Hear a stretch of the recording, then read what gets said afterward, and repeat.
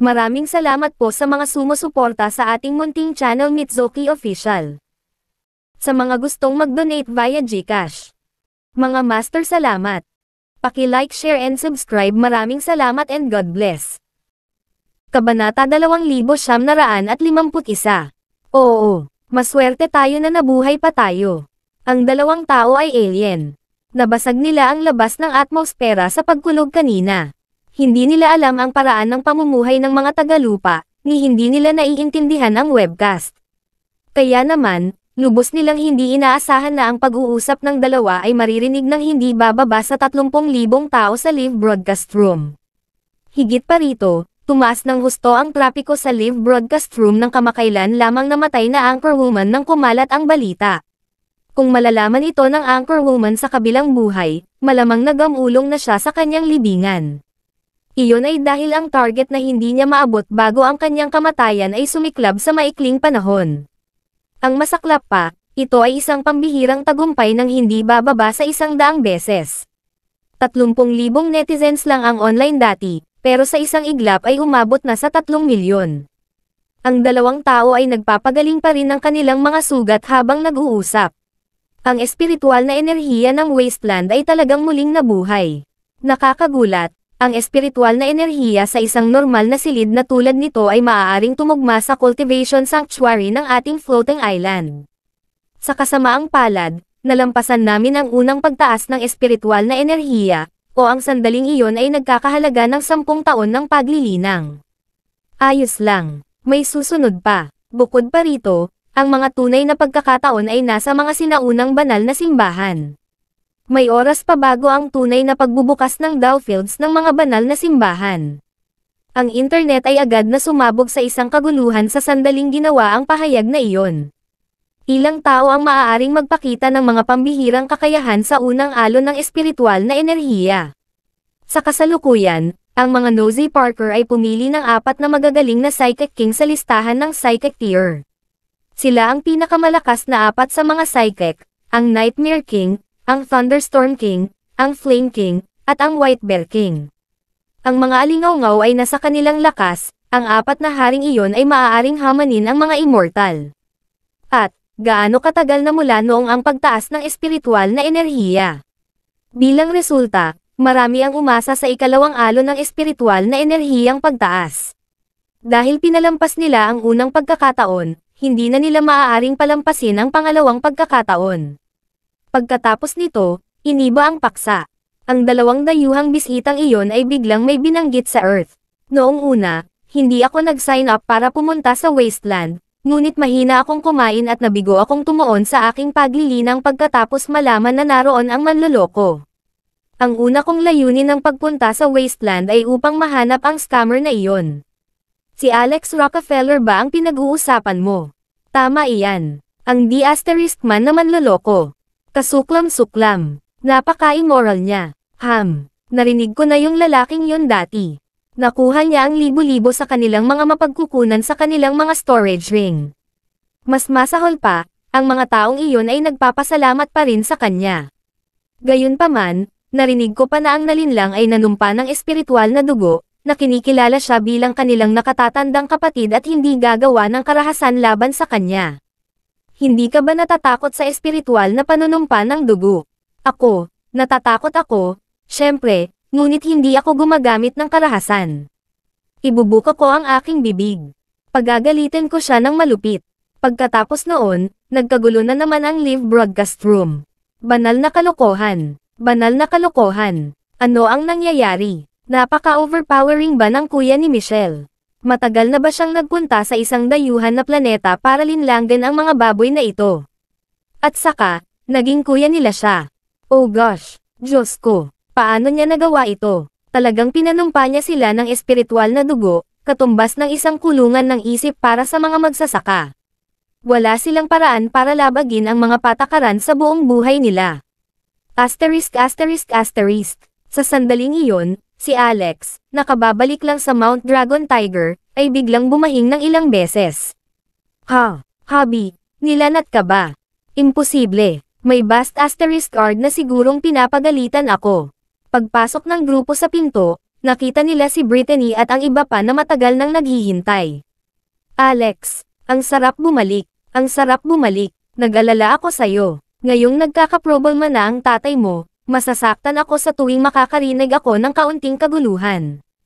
Niyakap ni Alex si Brittany. Nay, may 9,000 buhay ang anak mo. Paano siya mamatay? Siguradong magiging ligtas si Dad. Pagdating ng panahon, matitiis mo pa ako ng ilang kapatid. Bigla akong may naalala. Hinaplos niya ang kanyang ulo. Ang kanyang biolohikal na lolo ay nakakulong pa rin sa isang mundo ng kadiliman sa loob ng cleansing vase. Kabanata 2952. Ano? Ang biolohikal mong lolo. Hindi mapakali si Brittany nang mabalitaan niyang natagpuan ni Alex ang kanyang biolohikal na lolo, ang ama ni William, at dinala siya pabalik. Nagmamadali niyang tinanong siya, saan mo siya nahanap? Sigurado ka ba na siya ang iyong biological lolo?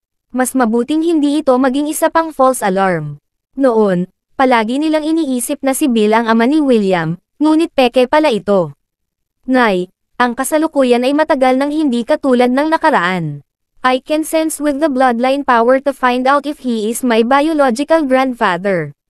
Biological grandfather ko talaga siya, Alex said. At saka, nakilala na ni Dad si Lolo.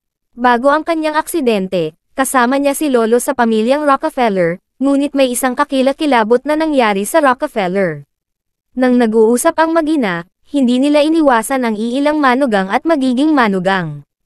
Sabik din silang malaman ang mga detalye kung paano nabawi ni Alex ang kanyang lolo.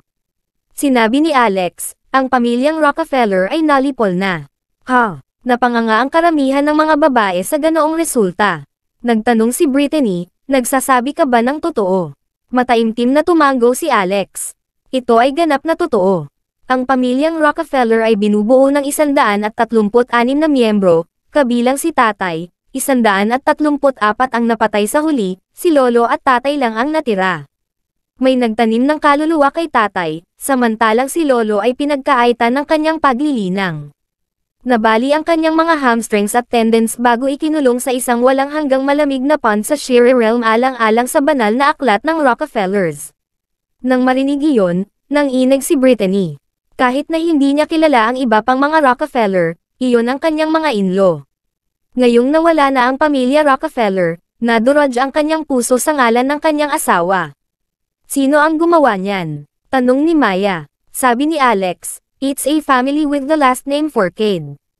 Ang ninuno ng pamilyang Forcade ay nagtanim ng kaluluwa sa aking ama. Kailangan kong mahanap ang lalaking iyon at patayin. Pagkatapos noon, inilabas ni Alex ang cleansing vase, pinakawalan si Nolan. Ang loob ng cleansing vase ay ligtas at naglalaman ng espiritual na enerhiya, at ito ay isang nakapaloob na espasyo, pagkatapos ng lahat.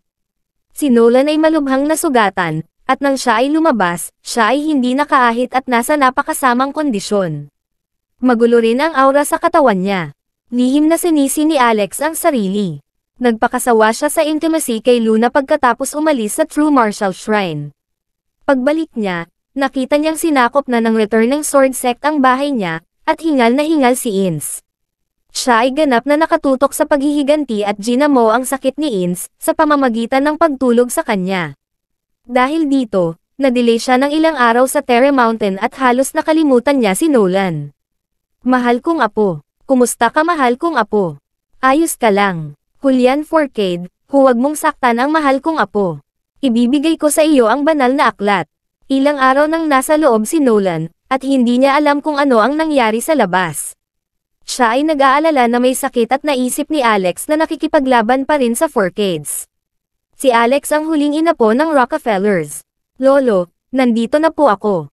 Okay lang ako. Nang marinig ang mga salita ni Nolan, namula ang mga mata ni Alex. Gayunpaman, hindi ibinigay ni Nolan ang banal na aklat kahit na 134 na miyembro ng pamilyang Rockefeller ang namatay. Gayunpaman, ibibigay daw niya ito dahil kay Alex. Mahal kong apo, ayos ka lang. Ayos ka talaga. Iyan ay mahusay. Nasaan si Julian Forcade? Hindi ka ba niya naabutan? Saan ang lugar na ito? Bakit ang daming babae? Sa pagtingin sa mga dilag sa paligid niya, natigilan sandali si Nolan. Saglit na nanginginig ang mga labi ni Brittany bago siya nagsalita, Dad.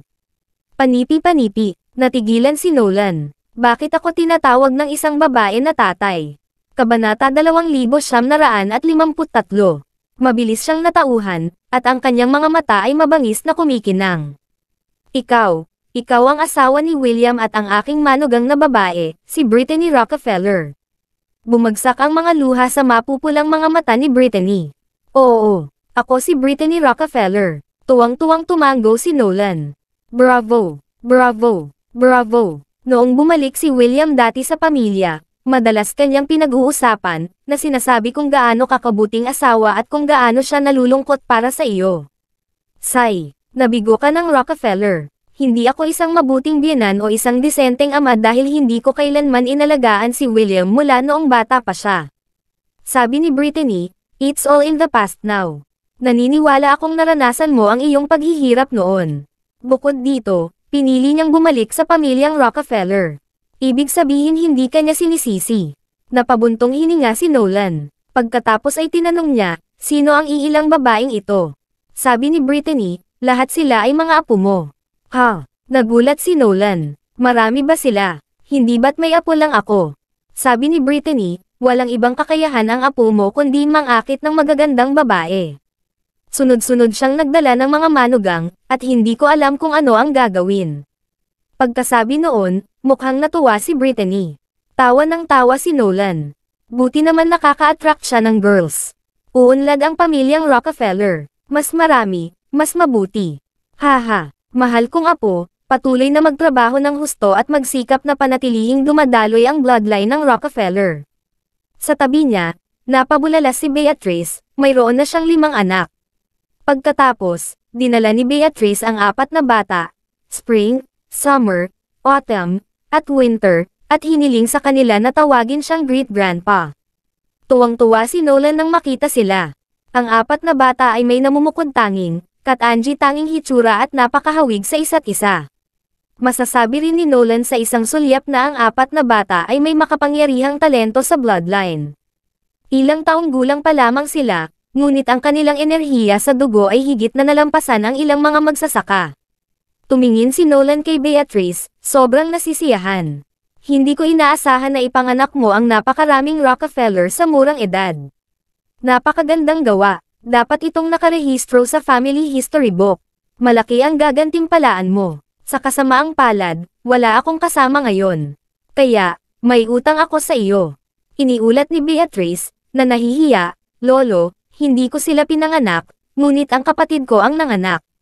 Gayunpaman, magsisikap ako at tutulungan ang mga Rockefeller na madagdagan ang kanilang mga inapo. Pagkasabi niyo ay sinaman niya ng tingin si Alex. Haha, tumawa ng malakas si Nolan. Bravo, bravo, bravo.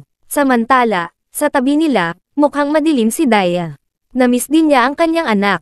Gayunpaman, kailangan niyang hintayin si Alex na maabot ang sapat na antas ng paglilinang bago niya mabuksan ang lihim na kaharian kung saan matatagpuan ang kanyang anak na babae.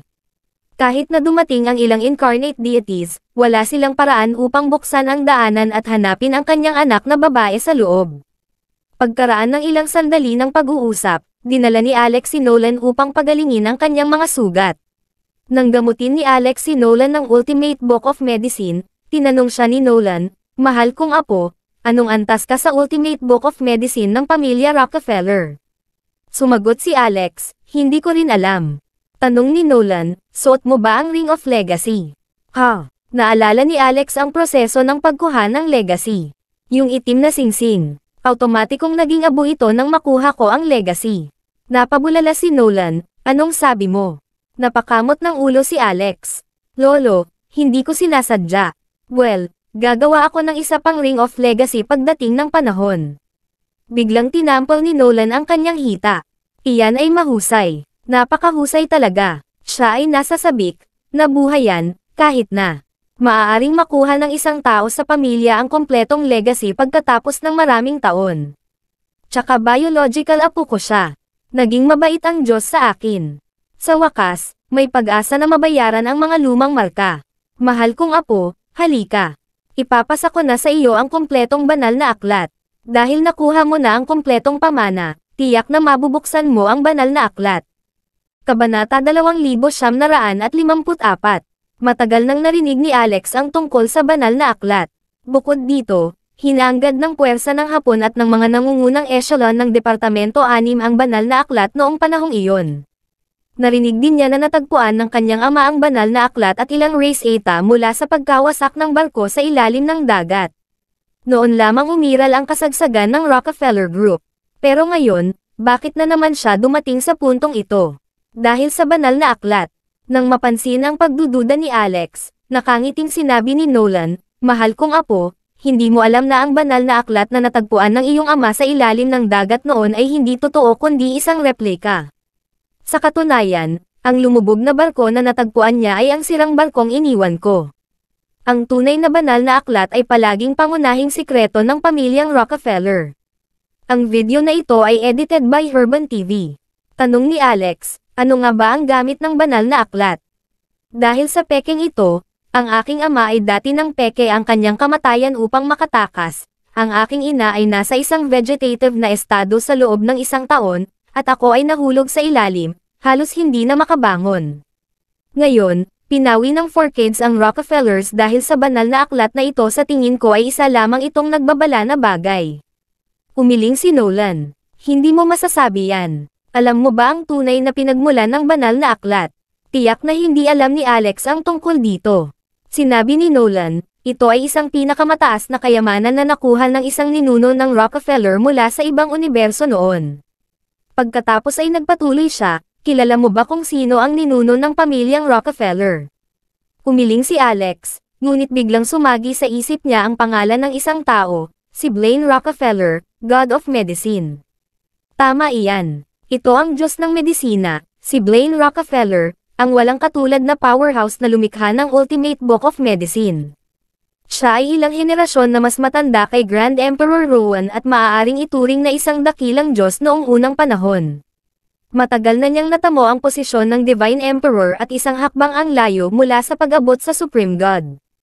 At saka, ito ay isang bagay mula sa malayong nakaraan.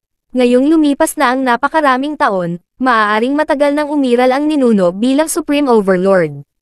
Nagulat si Alex, Lolo, ganoon ba kagaling ang ating ninuno?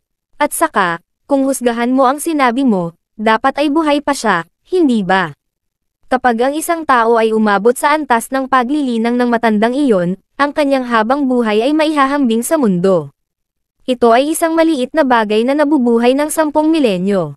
Hindi ba normal na buhay siya ngayon? Sabi ni Nolan. Pakinggan mo ako. Ang ninuno ay nagkataon na nakakuha ng banal na aklat mula sa ibang universo. Ang nakatala dito ay ang pinakamataas na pamamaraan ng paglilinang na may walang katapusang kapangyarihan mula sa sansinukob na iyon. Hindi ito pag-aari ng ating universo. Tanong ni Alex, nakita mo na ba ang cultivation technique, Lolo?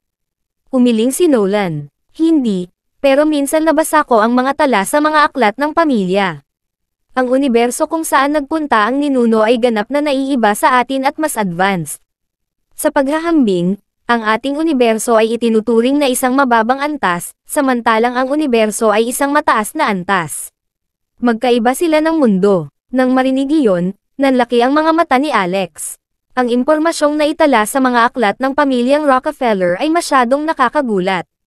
Higit pa rito, may mas nakakagulat na katotohanang sinabi ni Nolan kay Alex na noong nagkataon na pumasok ang ninuno sa universo na iyon, ang antas ng kanyang paglilinang ay umabot na sa Divine Emperor, na napakataas sa larangang ito. Gayunpaman, nang marating niya ang bahaging iyon, siya ay nahuli, pinilit na maging manero, at hinukay sa loob ng libu-libong taon. Ang bawat manero sa paligid niya ay mas malakas kaysa sa kanya. Nakakatakot lang iyon. Napatulala si Alex. Nagsimula siyang magduda sa kanyang buhay. Gayunpaman, bigla niyang naalala ang minsang sinabi sa kanya ng True Marshal Star-Lord. Sinabi niya na ang kataas-taasang Diyos ng kaharian na ito ay magiging pinakamababa kapag naabot niya ang kaharian ng kabilang sansinukob. Sa makatuwid, ang record ng pamilyang Rockefeller ay hindi isang panaginip. Kung ganoon, ang cultivation technique na dinala mula sa realm ay dapat na talagang makapangyarihan, hindi ba? Pagkaraan ng ilang sandali, pilit na inilabas ni Nolan ang isang kabibi mula sa kanyang cardiac acupoint.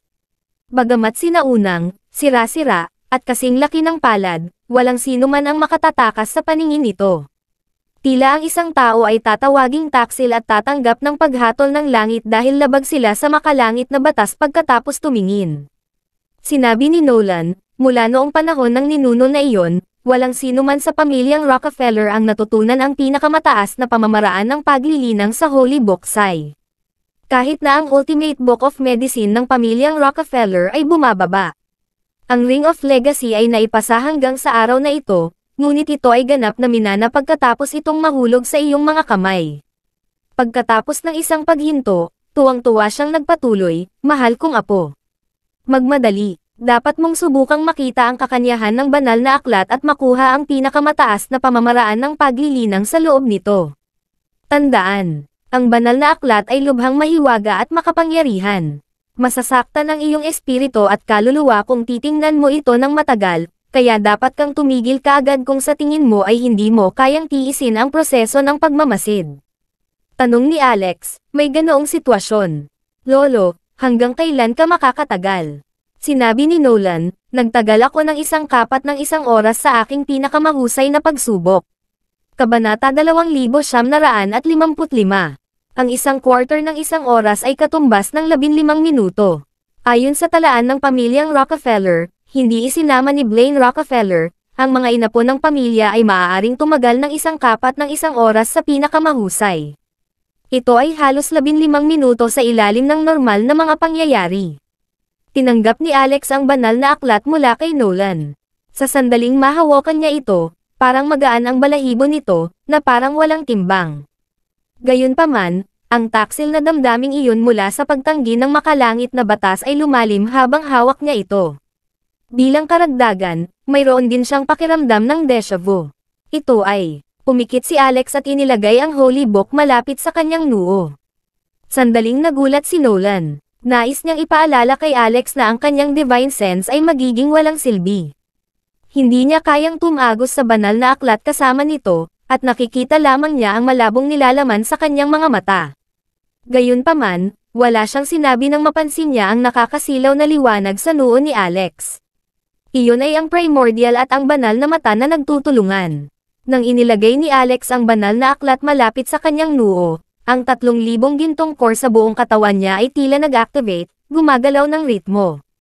Ang lumalakas na enerhiya sa loob ay nasa limitasyon nito, at isang nascent soul na pagbabago ang nalalapit. Kaya naman, gumawa siya ng isang hakbang pasulong. May naramdaman si Alex. Maaabot niya ang Tribulation Crossing kung sinubukan niyang i-trigger ang Lightning Tribulation, ngunit ngayon, malinaw na hindi ito angkop. Kaya naman, pinigilan niya ang kanyang cultivation level nang hindi ito pinakawalan. Buzz, umikot ang enerhiya ng dugo, na nagdulot ng pagpapakawala ng mental domain. Ang kapangyarihan ng 10-point forbidden spell sa loob ng kanyang katawan ay lumabas sa kanyang noo at naapektuhan ang Holy Book. Sa susunod na sandali, naramdaman ni Alex ang kanyang banal na kamalayan na kumikislap at humiwalay sa kanyang katawan, na pumapasok sa isang kakaibang espasyo. Saan ang lugar na ito? Isang alternatibong espasyo ng banal na aklat. Nasa loob ba ako ng banal na aklat? Lumingalinga si Alex sa paligid, ngunit ang tanging nakikita niya ay isang walang hangganang itim. Gayunpaman, ang mga panandaliang ron ng iba't ibang kulay ay dumadaloy paminsan-minsan. Noong una ay hindi sila makita ni Alex ng malinaw dahil mabilis sila. Gayunpaman, pagkatapos masanay sa kadiliman, nakamamanghang nabasa niya ang isang malinaw na linya ng mga salita. Ito ay eksaktong kapareho ng 10-point forbidden spell na kanyang nilinang. Ang banal na aklat ay ang 10 puntong ipinagbabawal na spell. Hindi, iba ito, may pagkakaiba sa loob. Muli itong pinagmasdan ng mabuti ni Alex bago niya ito hinuhusan at naisip.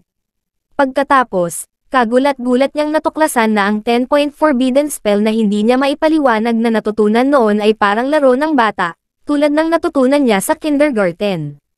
Sa kabilang banda, ang nilalaman sa loob ng banal na aklat ay malawak at kahanga-hanga, katumbas ng mga pag-aaral sa antas ng unibersidad. Magkahiwalay sila ng mundo. Kabanata 2956. Ang natuklasan ay lubos na ikinagulat ni Alex. Natutunan lamang niya ang mga pangunahing kaalaman, at ito ay kabilang lamang sa maraming kasanayan sa militar sa loob ng 10-point forbidden spell. Sa kabila nito, medyo malakas na siya. Kaya nagsimula ang kanyang paglalakbay sa ibang landas kumpara sa karamihan ng mga magsasaka. Ang iba ay mayroon lamang isang gininto angkor at limitado sa isa lamang. Ngunit siya ay nagmamay-ari ng 3,000, kasama ang kasiyahan ng maraming kababaihan na nakapaligid sa kanya. Kung matutunan ko ang kompletong bersyon ng spell ngayon, tataas kaya muli ang mga gininto angkor ko. Sa totoo lang, medyo natatakot na ako. Pagkatapos noon, nakakita siya ng isa pang 9 na uri ng ipinagbabawal na spell, Great Storm Spell, the Great Flame Spell, the Great Void Spell, the Great Seal Spell, the Great Silencing Spell, the Great Summoning Spell, the Great Reincarnation Spell, at the Great Resurrection Spell. Oh my God, ibig sabihin na tipon ko na silang lahat. Napakakapangyarihan ng banal na aklat. To think it's my family heirloom. Dahil natutunan at sinanay niya ang 10-point forbidden spell, pakiramdam niya ay tugma siya sa mga nilalaman ng aklat na ito. Ang banal na kamalayan ni Alex ay hindi tinatanggihan, ni hindi siya nakaramdam ng pagka-out of place, kahit na ang kaunting kakulangan sa ginhawa. Para siyang umuwi sa sarili niyang tahanan. Sa pamamagitan nito, naunawaan niya ang 10-point forbidden spell sa kabuuan nito. Shing! Sa sandaling iyon, nagsimulang kumikinang ang katawan ni Alex habang ang lahat ng kanyang gininto angkor ay automatikong nag-activate. Nakatayo sa tabi ni Alex, tinitigan siya ni Nolan ng buong atensyon. Tina-timing niya kung hanggang kailan siya magpapatuloy sa ganoong estado. Pagkatapos lamang nilang tingnan ito ng mag-isa, muli nilang magagamit ang kanilang mga mata.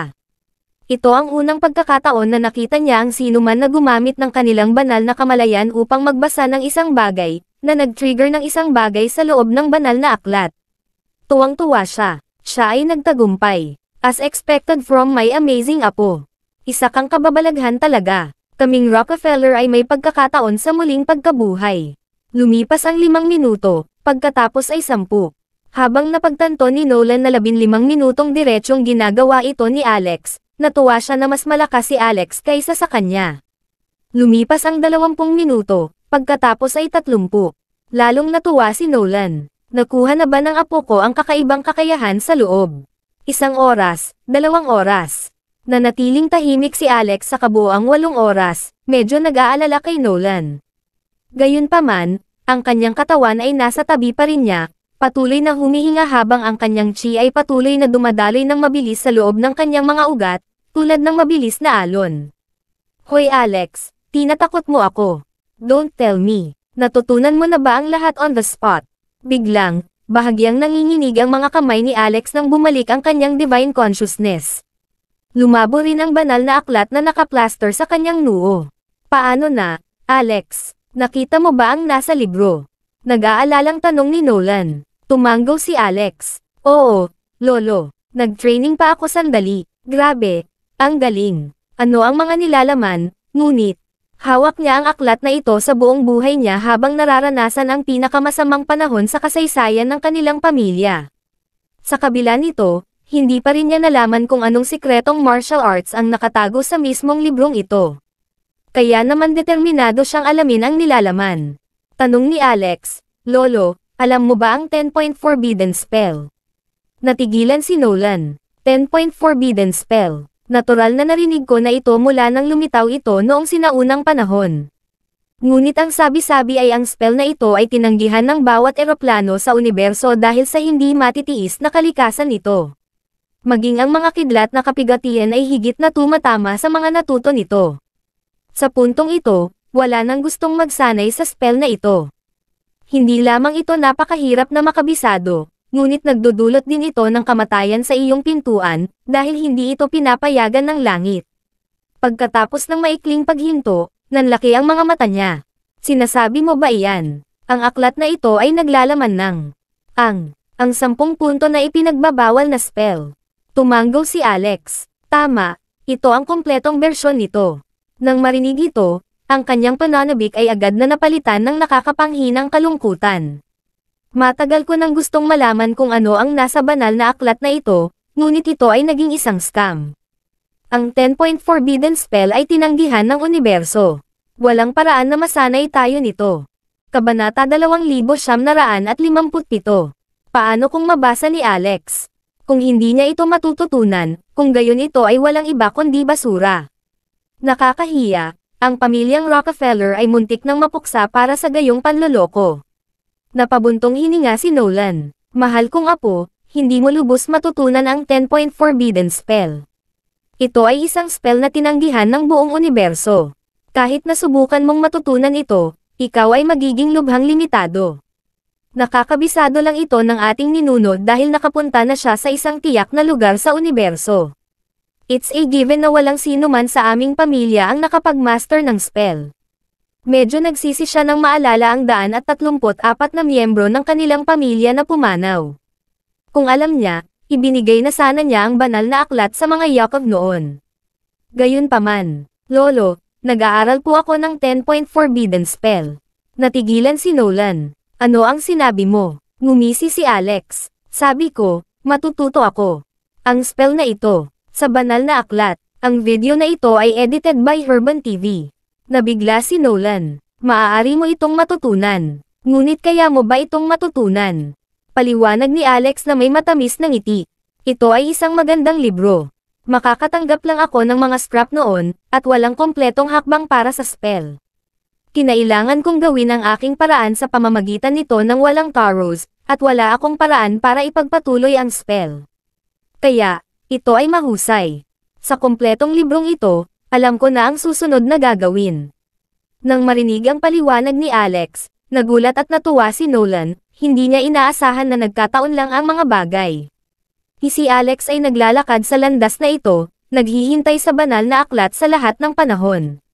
Ito ba ang kapalaran? Nanatili si Alex sa loob ng banal na aklat sa kabuoang 8 oras, na nagpapahiwatig na marami siyang natutunan. Natutunan niya kung paano ay concentrate ang kanyang 3,000 gininto ang core, na ginagawa silang lahat sa mga nascent soul sa puntong ito. Bago ito, maaari lamang niyang i-upgrade ang spell ng pasibo. Ngunit ngayon, nagawa niyang sanayin ang sarili sa lahat ng detalye ng 10 kasanayan sa spell na ito. Asterisk. Matagal na nag-usap ang dalawa sa kwarto. Pagkatapos nito, ginamit ni Alex ang Ultimate Book of Medicine, kasama ang banal na kapangyarihan at mga gamot, upang pagalingin ang mga pinsala ni Nolan. Dahil malubha siyang nasugatan, hindi na siya gagaling sa loob ng maikling panahon, lalo na kung hindi nasugatan ang kanyang core. Kinailangan ni Alex na mangolekta ng sapat na mga halamang lumalaban sa langit at gawin itong mga table tasks. Saka lang niya tuluyang mapapagaling si Nolan. Pagkalipas ng 2 oras, lumabas si Alex sa silid habang si Nolan ay nagpatuloy sa pagpapagaling sa loob. Ang quadruplets, sina Beatrice at Michelle, ay tila naglalaro sa hardin noon. Napansin siya ni Summer na lumabas at agad siyang lumukso. Papa, pinag-uusapan ka ni Tita Michelle. Tinawag kanyang sinungaling. Binuhat ni Alex si Summer at tumingin sa direksyon ni Michelle. Bakit naman tatawagan ni Tita Michelle si Papa na sinungaling? Tumalon din si Spring sa kanila, tumalon sa likod ni Alex at itinuro si Michelle. Sinabi ni Tita Michelle na nangako si Papa na imasahe ang kanyang boobies, ngunit hindi mo ginawa. Sa isang iglap, namula ang buong mukha ni Michelle. Spring, ikaw na maliit na bastos. Kailan ko pa nasabi yan? Ngayon lang. Narinig ka namin. Oo, narinig ko rin yun. Mukhang malungkot si Tita Michelle, Papa. Hindi ba pwedeng i-massage mo na lang siya? Gawin ito ng malumanay, bagaman. Tingnan kung gaano sila namamaga. Siguradong masakit sila, di ba? Si Beatrice, na nakatayo sa gilid, ay tumawa ng malakas na sumakit ang tiyan. Hindi na ito kinaya ni Michelle. Tumalikod siya at ngumisi. Aalis na ako. Tumayo ka dyan, sabi ni Alex. Bumalik si Michelle sa kanya. Ano ito? May mali talaga sa parte ng katawan mo, sagot ni Alex. I'll massage. No wait, I mean I'll heal you. Kabanata 2958. Lalong namula ang mukha ni Michelle matapos marinig ang sinabi nito. Tila nabasa ang kanyang mukha sa isang sariwang layer ng matengkad na pulang pintura. Ako, pumalakpak si Autumn sa tuwa. O sige, nangako si Papa. Tita Michelle, ngayon hindi mo matatawag na sinungaling si Papa, di ba? Napakagaling ni Papa. Sinabi pa ni Lola na si Papa ay isang himalang doktor. Hindi, siya ay isang mahusay na doktor ng himala. Itinama ang tagsibol. Huni ni Winter sa matamis na boses. Pareho kayong mali. Sinabi ni Lola na si Papa ang pinakadakila at pinakamakapangyarihang miracle doctor sa buong mundo. Iyon ang sinabi niya sa atin, maintindihan mo. Tumawa ng malakas si Alex. Hindi siya nagkaroon ng maraming pagkakataon na alagaan ang kanyang mga anak mula nang ipanganak sila, na iniwan sina Brittany, Claire, at Beatrice para gampanan ang tungkuling iyon. Lalong magaling dito ang kanyang hipag.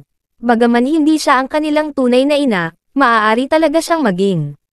Hindi lamang sila lumaki sa isang ligtas at mapagmahal na kapaligiran, sila ay pinalaki at tinuruan ng mabuti, kahit na ngayon ay nakipagdebate sa isa't isa. Si Beatrice naman ay tuluyang nalibugan sa kanya.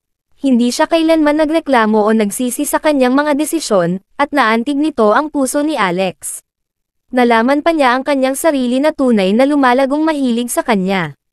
Ang buhay ay sadyang kaakit-akit. Noon, galit ang dalawa sa isa't isa. Ibubuli siya ni Beatrice at maghahanap ng ibang lalaki na mapapangasawa ng kanyang kapatid na para bang dito nakasalalay ang buhay niya. Sa kabila nito, nahulog siya sa kanya ng maglaon, na para siyang nasa ilalim ng isang spell. Na parang mahahawakan niya ang madamdaming tingin ni Alex, bahagyang namula si Beatrice, lumalabas ang kanyang puso mula sa kanyang dibdib.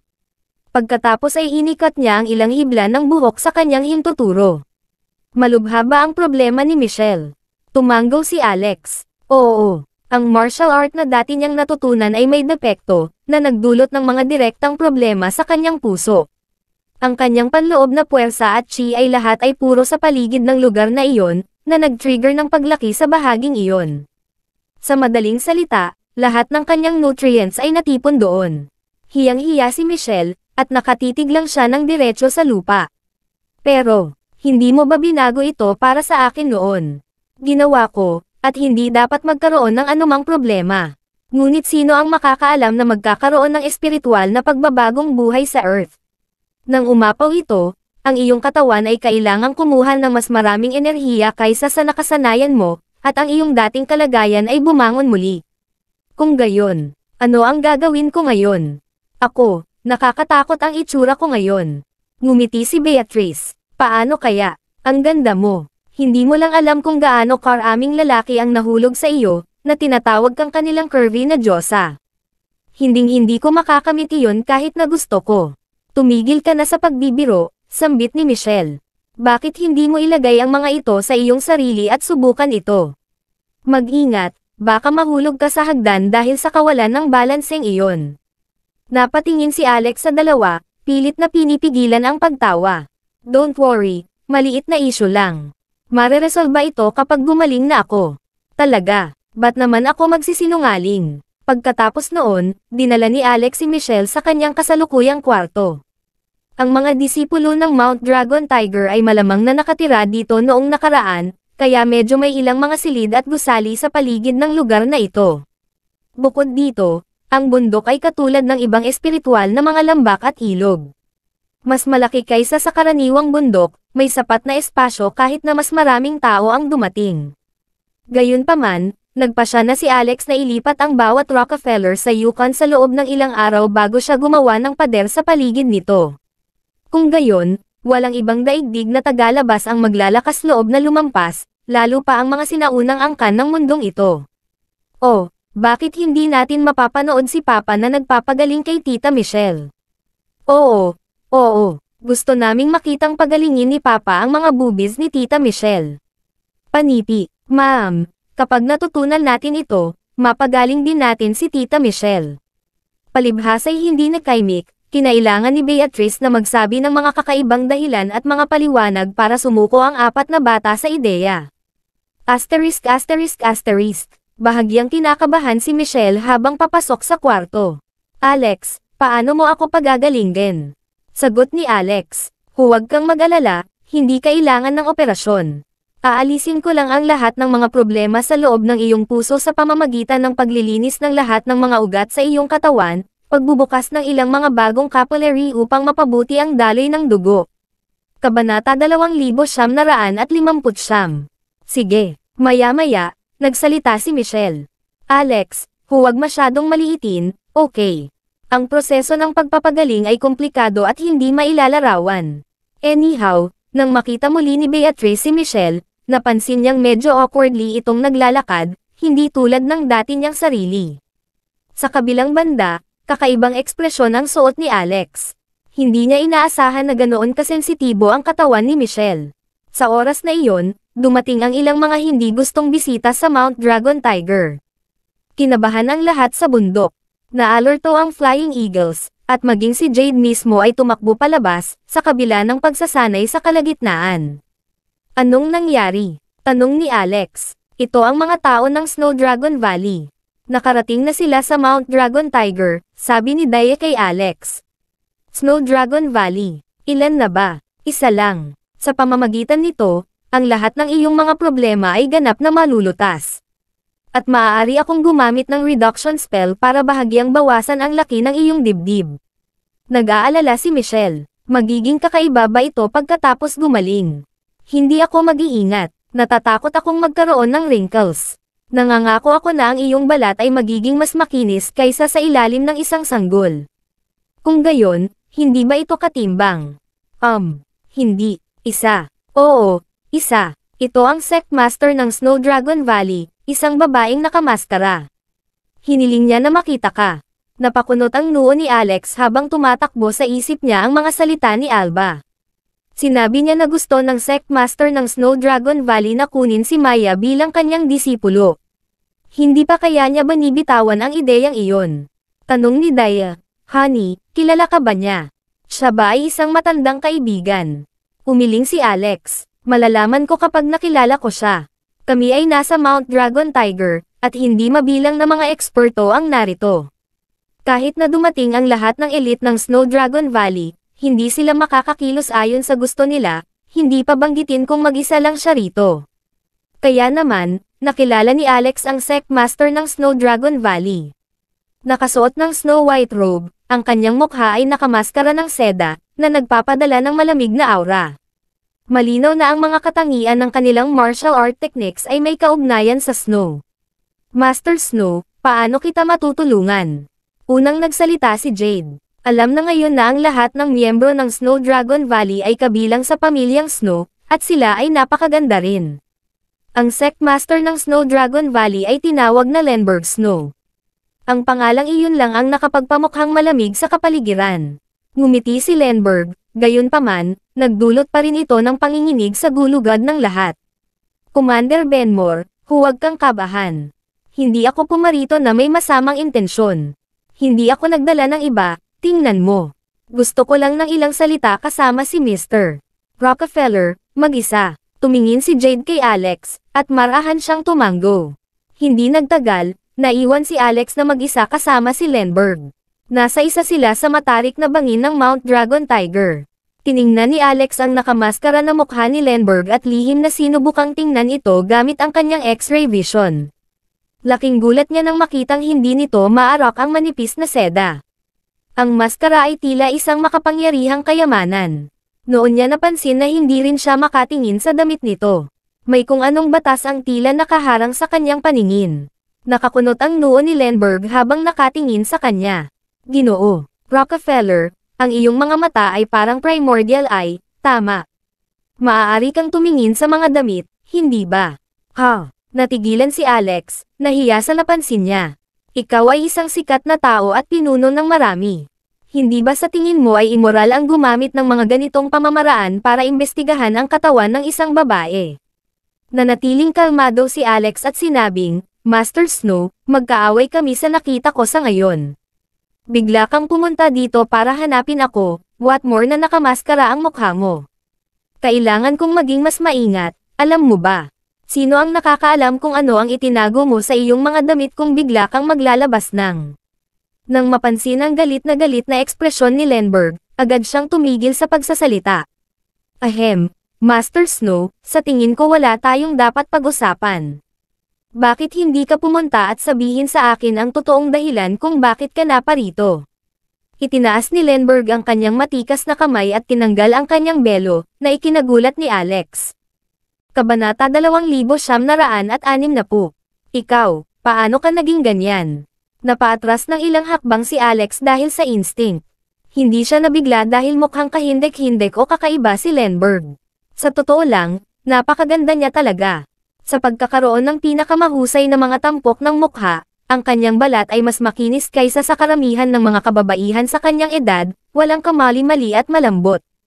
Ang kanyang mga mata ay parang crescent moon, bahagyang nakakurba. Hindi naman siya mukhang matanda. Ang mga may mataas na antas ng paglilinang tulad ng sa kanya ay may mahabang buhay at madaling mabuhay ng ilang milenya. Kaya siya ay tumingin sa karamihan sa 28. Gayunpaman, nagulat si Alex na kamukhang kamukha niya si Maya. Kung hindi siya na-inform sa identity ng babaeng ito, he would have mistaken her as Maya herself. Nakadisguise ka ba, o nagpa-plastikan ka? Tanong ni Alex. Ganito ang orihinal kong hitsura, daing ni Lenberg. Ang mga salita ni Alex ay magpapagalit sa sino mang babae. Tanong ni Alex, so, you're Maya's twin sister. Pinaikit ni Lenberg ang kanyang mga mata. Ako ang kanyang ina. Ha, nanay. Malumanay na tumango si Lenberg. At dapat mo akong tawaging nanay dahil sa relasyon mo ng aking anak. Ako, ikaw ba talaga ang nanay ni Maya? Ngunit wala pa akong nakitang anak na babae na kamukha ng kanyang ina. Ang mga tao ay hindi mga single-cell na organismo. Sabi ni Lenberg, anak ko talaga si Maya. Isa kang doktor. Dapat kang magtiwala sa iyong sariling paghuhusga. Tawagan mo si Maya, at masasabi mo ang relasyon natin. Magkamukha kami kasi dominant ang DNA ko. Ang martial art techniques ng Snow Dragon Valley ay medyo espesyal. Kaya ang mga anak ko ay magiging kamukha ko talaga. Habang nakikinig si Alex, bahagyang nagsalubong ang kanyang mga kilay. Kaya pumunta ka ngayon para dalhin si Maya. Oo, anak ko siya, may karapatan akong kunin siya. Umiling si Alex, baka ayaw niyang umalis kasama ka. Tumanggo si Lenberg, kaya nga ako naparito para magmakaawa sa'yo.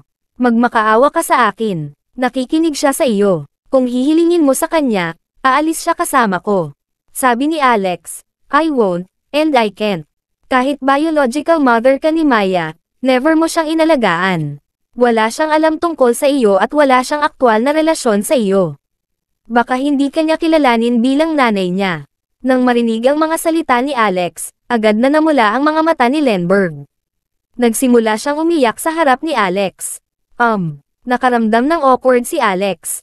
Miss, ako ang iyong ina. Sinaman siya ng tingin ni Lenberg at nagpatuloy sa pag-iyak. Nagiging mahirap ang mga bagay ngayon. Sige, ma'am, maaari mo bang sabihin sa akin kung ano ang nangyari noon? To be honest, I don't know much about Maya's background. Sa tuwing magtatanong ako, inililipat niya ang topic. Sa tingin ko ay mayroon siyang masamang alaala ng kanyang mga magulang. So if you want to reunite with her, you can't just take her away like that. Tatakutan mo siya, at hindi ako papayag na. Sinabi ni Lenberg, ano ang iminumungkahi mong gawin ko? Kailangan mong makabuo ng isang bagay. Wala akong ibang ideya. Diretso lang yan. Naguguluhan si Alex. So ibig sabihin kailangan kong gumawa ng paraan para mapaalis si Maya. Sabihin mo sa akin ang nangyari noon, at pag-iisipan ko. Maraming salamat po sa mga sumusuporta sa ating munting channel Mitsuki Official. Pagkatapos, sinabi ni Lenberg ang kanyang kwento. Mga 20 taon na ang nakalipas, ang Snow Dragon Valley ay hindi pa naitatag. Ang lahat ay nasa lockdown, naghihintay para sa pagbawi ng espiritual na enerhiya. Bukod dito, hindi lang sila. Maraming iba pang mga sekta mula sa sinaunang panahon ang nagkulong sa kanilang sarili, na tinatakan ang kanilang mga tao mula sa labas. Gayunpaman, palaging may mga pagbubukod sa mga bagay, at isa si Lenberg sa kanila. Lihim siyang umalis sa Snow Dragon Valley kasama ang kanyang junior at naglibot. May nangyaring klise noong panahong iyon. Ang batang Lenberg ay nagligtas sa isang binata na binugbog. Nahulog sila sa isa't isa. Palihim silang nagpakasal, natulog, at nagkaroon ng Maya. Pagkatapos ng 10 buwan ng pagbubuntis, ipinanganak ang kanilang pinakamamahal na anak na babae. Si Lenberg ay ganap na umibig sa normal na buhay na ito. Ang pang-araw-araw na pagsasanay sa Snow Dragon Valley at paghihintay ay labis siyang naiinip. Kung ikukumpara, ang kanyang kasalukuyang buhay ay mas masaya at mas kawili-wili. Not to mention with the birth of Maya and the company of her family, Gusto lang ni Lenberg na maging mabuting asawa at ina. Sa kasamaang palad, ang mga pangarap at mithiin ay madalas na napunit ng malupit na katotohanan. Hindi lang si Lenberg ang iyong karaniwang miyembro ng Snow Dragon Valley. Bilang isang banal na dalaga at ang susunod na pinuno ng sekta, ang kanyang pagkawala ay nagpaalerto sa buong sekta. Umalis pa nga ang kanyang amo sa bundok para hanapin si Lenberg ng mag-isa, at pagkaraan ng 3 taon, sa wakas ay nahanap na rin niya ito. 2 taong gulang na si Maya noon. Galit na galit ang kanyang amo, na gustong patayin ang asawa at anak na babae ni Lenberg sa lugar. Hindi na kailangang sabihin, tumanggi si Lenberg at sinubukang protektahan sila sa kanyang buhay. Binyantaan niya ang kanyang Panginoon ng kamatayan, kaya sa wakas ay sumuko ang kanyang amo. Sa kabila nito, si Lenberg ang susunod na pinuno ng sekta, at kailangan niyang bumalik. Bukod dito, ang katotohanan na ang isang banal na dalaga ay nanganak ay dapat na itago sa lahat ng tao sa Snow Dragon Valley. Sa makatuwid, ang mag-ina ay kailangang maghiwalay. Nag-alala si Lenberg, ngunit nagboluntaryo ang kanyang junior na manatili sa likuran upang alagaan si Maya sa huli. Pero kung nanatili ang aking junior para alagaan si Maya, ibig sabihin ay putulin niya ang lahat ng relasyon sa Snow Dragon Valley. Kaya't sinira ng aking Panginoon ang kanyang kaibuturan, pagkatapos ay binura ang kanyang kapangyarihan at tinatakan ang kanyang mga alaala. Habang nagsasalita siya, tumutulo ang mga luha. Nahulaan ni Alex ang sumunod na nangyari. Ang junior ni Lenberg ay naging ina ni Maya, at siya, ang biolohikal na ina, ay dinala pabalik sa sekta, hindi nakaalis sa loob ng 20 taon. Sa wakas, siya ang naging sect master. At ngayon ay hinanap niya ang kanyang anak. Hindi ako makapagdesisyon dito. Tanungin ko si Maya. Tatayo na sana si Alex nang marinig niya ang isang pamilyar na boses mula sa kanyang likuran. Alex, hindi mo na ako kailangang hanapin. Nandito ako. Natigilan siya. Kusang dumating si Maya. Maaaring ito ay, Maya, narinig mo ba ang lahat ng iyon? Mahinang tanong ni Alex. Sinabi niya na siya ang iyong ina. Sa pagtingin kay Maya, hindi napigilan ni Lenberg ang sarili. Bumagsak ang luha mula sa kanyang mga mata. Siya ay medyo emosyonal na tao, pagkatapos ng lahat. Napatingin si Maya kay Lenberg na namumula rin ang mga mata. On the verge of crying, she said, "Actually, I've always known the truth. Nasa akin ang iyong mga larawan, at naaalala ko ang maraming bagay mula sa aking pagkabata. Dahil mayroon akong magandang alaala, naaalala ko ang lahat ng nangyari mula noong ako ay isa." Nagsimulang tumulo ang mga luha sa kanyang pisngi. Laking gulat ni Alex nang malaman ni Maya ang totoo. Umalis si tatay noong ako ay 6 na taong gulang. Nagkasakit siya dahil sa pagkamis sa iyo, at marami siyang nainom. Hindi nagtagal, nagsimula na rin siyang umubo ng dugo ng madalas.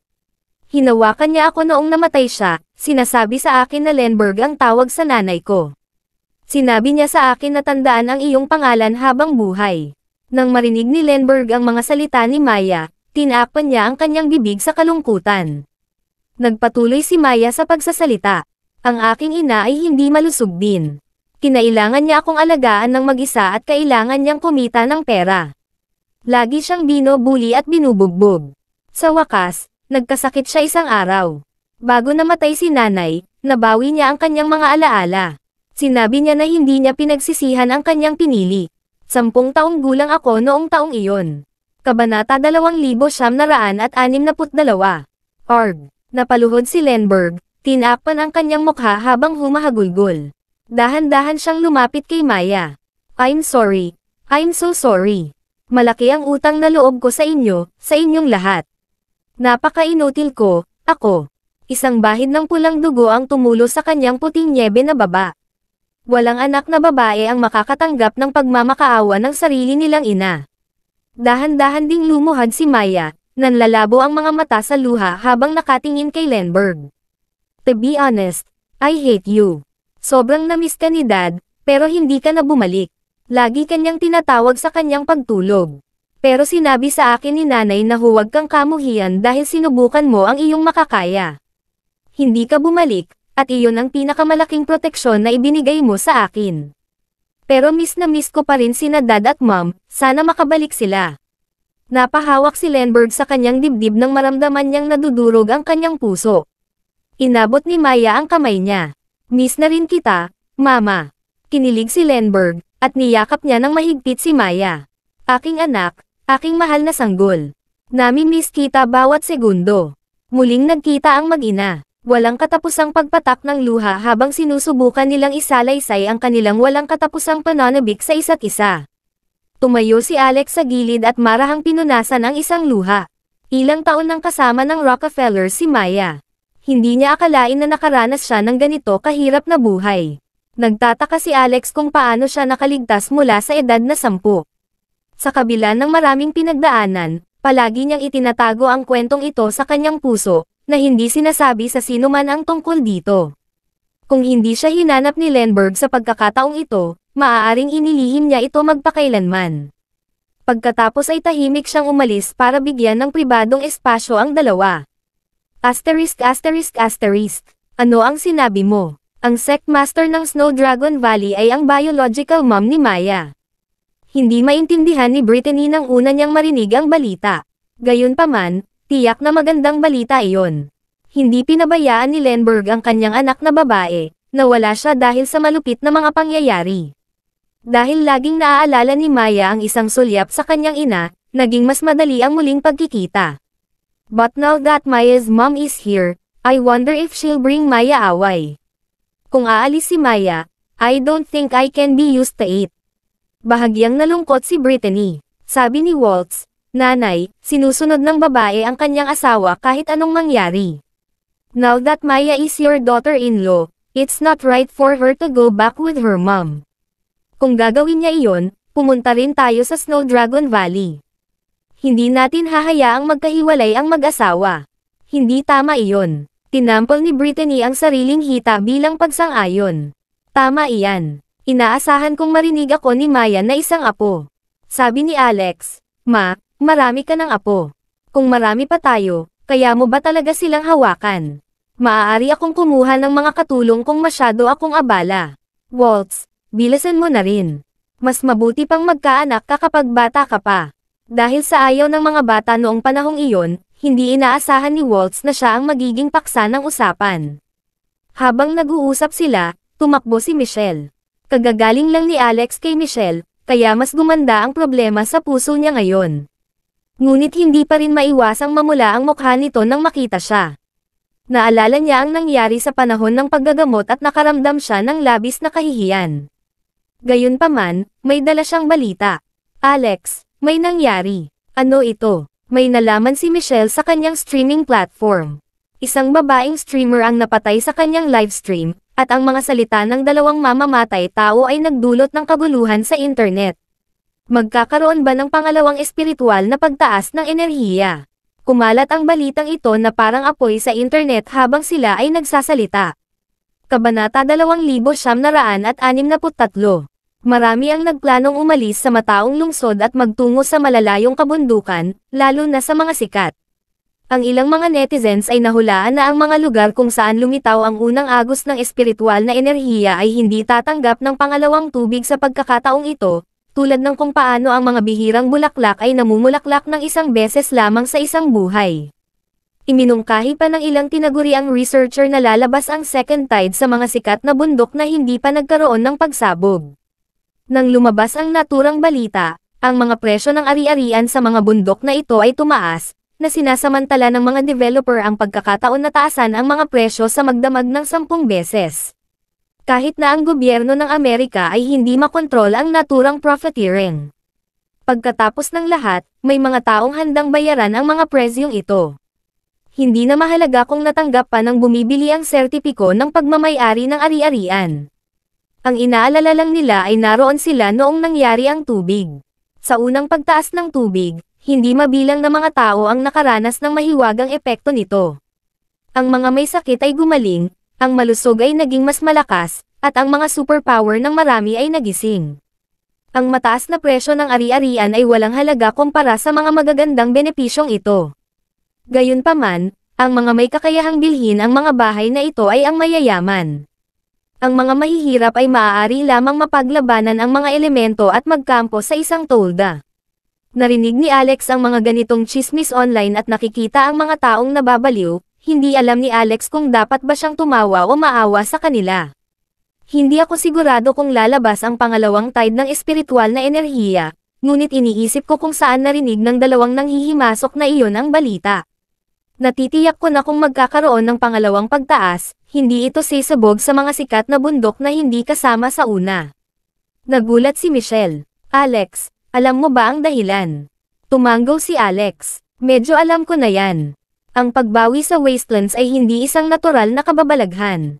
Ito ay isang plano mula sa 3,000 taon na ang nakalilipas, na nilikha noong katapusan ng sinaunang panahon ni Grand Emperor Rowan at ilang iba pang mga eksperto. Lahat ng bundok na kasama sa pagsabog ay may malaking pamana noong sinaunang panahon. May mga espiritual na meridian sa ilalim nila. Ang mga sinaunang eksperto ay gumawa ng plano at ginamit ang mga lupaing ito upang nakawin ang makalangit na kapigatian mula sa universo, upang magkaroon ng pagbawi ng espiritual na enerhiya sa mga lupaing ito pagkatapos ng 3,000 taon. Sa pamamagitan nito, ang ating mga tao ay magiging sapat na makapangyarihan upang ipagtanggol ang ating lupain laban sa Undead Clan. Habang nagsasalita siya, biglang naalala ni Alex na ang Undead Queen at True Martial Sovereign ay parehong nagbanggit ng binhi noon. Iyon ang backup na plano na iniwan ni Grand Emperor Rowan at ng iba pang mga eksperto noon, at kinumpirma ng True Martial Sovereign na talagang may ganoong tao. Dahil ito ay itinuturing na isang top secret, walang sino man ang madaling magsasalita tungkol dito. Napili pa nga si Alex bilang kapalit nito para ibunot ang mga atake ng kanilang mga kaaway. Nakaramdam siya ng galit sa pagbanggit ng paksa. Higit sa lahat, ngayong bumawi na ang espiritual na enerhiya ng Amerika, maaaring nagtatago ang lalaki dito mismo sa bansa, sinasamantala ang magandang pagkakataon at pinagbubuti ang sarili, naghihintay na hamampas. Damn it, sino kaya ang lalaking iyon? Mula sa mga Amerikanong eksperto na alam ni Alex, walang sino man ang may potensyal. Mukhang may tatago ng lalaking ito ang kanyang pagkatao. Sinabi ni Michelle, kaya kung magkakaroon ng pangalawang pagtaas, ito ay sisabog pa rin sa mga lugar kung saan nangyari ang unang pagtaas ng tubig. Tama iyan. Kung gayon ano pang hinihintay natin? Ay pak ang aming mga bag at tumuloy sa Yukon. Iyon ang pinakadakilang santuwaryo ng pagsabog ng espiritual na enerhiya, at ito ay sa amin ng Rockefeller. Napakaraming tao dito sa Mount Dragon Tiger. Kahit na may lumitaw na kayamanan, hindi ito sa atin. Tumanggaw si Alex, tama ka. Pero kailangan kitang itama. Isa ka sa mga yawl, hindi isang Rockefeller. Ahem, nagawa mo na sa akin yan. Hindi ba kailangan mong maging responsable? Ginawa kong ano, ikaw. Ibig sabihin, Arg, wala akong pakialam. Dapat managot ka sa akin. Habang nag-uusap sila, may bagong nangyari sa Mount Dragon Tiger. Dumating ang isang miyembro ng Flying Eagles at sinabing may dumating mula sa Snow Dragon Valley, at medyo marami sila. Ayon sa kanya, mukha silang mabangis at tila naghahanap ng gulo. Agad namang lumapit si Alex para tingnan. Gaya ng inaasahan, 30 tao ang naroon. Lahat sila ay nakasuot ng puting damit at napakagandang mga babae. Ang nangunguna sa kanila ay halatang si Alba. Kumunat ang noo niya. Bakit ka nandito? Malamig na ngumiti si Alba. Mr. Rockefeller. Nandito kami para hulihin ang kriminal ng aming sekta. Papasukin mo kami. Kriminal. WHO. Ang dating master ng Snow Dragon Valley Sect, Lenberg. Kabanata 2964. Labis na natulala si Alex. Muli niyang tiningnan ang ekspresyon ni Alba, at nahulaan niya kung ano ang nangyari. Malamang na nalaman ng Snow Dragon Valley ang tungkol sa pagkakaroon ni Lenberg ng isang anak na babae, ang dahilan kung bakit sila nagpadala ng napakaraming tao dito para hanapin siya. Bagamat si Lenberg ang sect master na, maaari pa rin siyang makuha ng kanyang mga nasasakupan bilang isang wanted na kriminal. Tila ang posisyon at kapangyarihan ni Lenberg sa Snow Dragon Valley ay medyo limitado.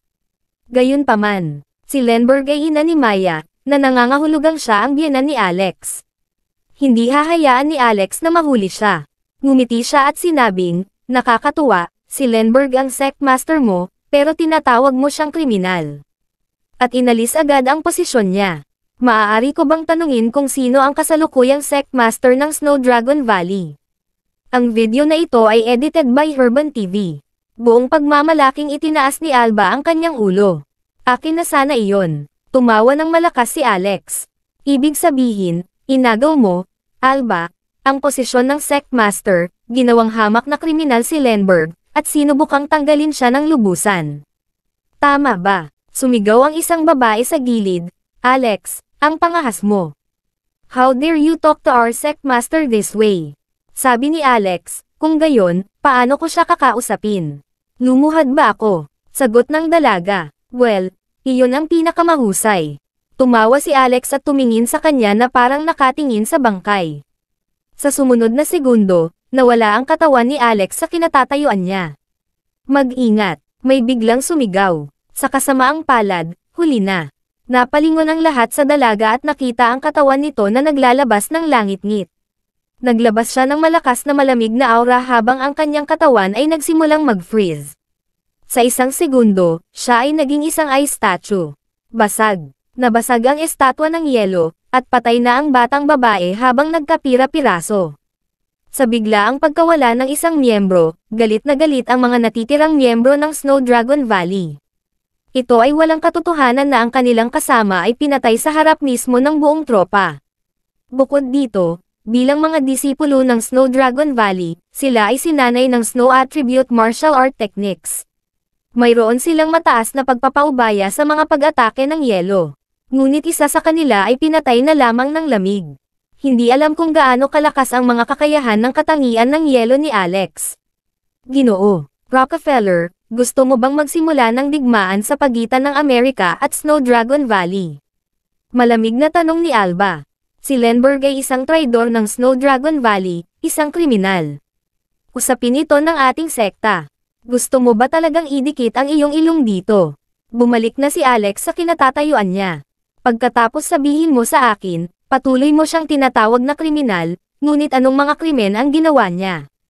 Confidential yan. Haha. Kung gayon maaari ko bang makita ito bilang ikaw ay tunay na mga traidor at kriminal ng Snow Dragon Valley? Alba, sa tingin ko ay gumagawa ka ng pagtataksil ngayon. Nakipagtulungan ka sa mga taong ito at inalis ang lugar ni Lenberg bilang Sectmaster.